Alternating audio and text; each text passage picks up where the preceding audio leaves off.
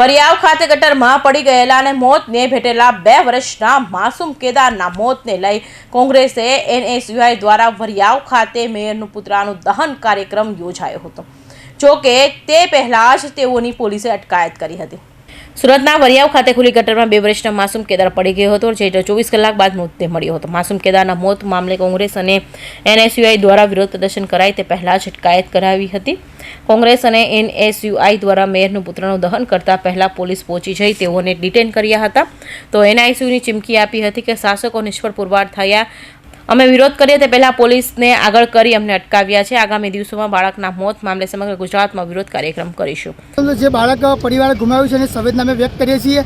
અને બીજી મૂર્ખામીની વાત કરીએ તો સુરત મેયર સુરતના જે પ્રથમ નાગરિક કહેવાય તે ક્રિકેટમાં મશગુલ હતા, બીજા જે ડેપ્યુટી મેયર છે તે લગ્ન પ્રસંગમાં મશગુલ હતા।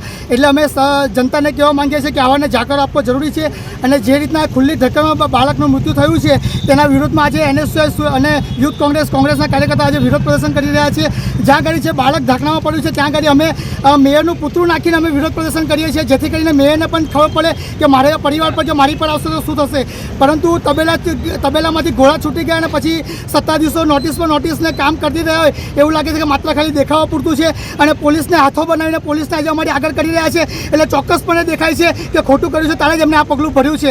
પરંતુ એનએસયુઆઈ આવનાર સમયમાં જો ગુજરાતમાં કે ભારતમાં પણ જ્યાં પણ અમારે કરવું પડે ત્યાં આગળ અમે આંદોલન કરશું અને દીકરાને ન્યાય અપાઈને રહેશું।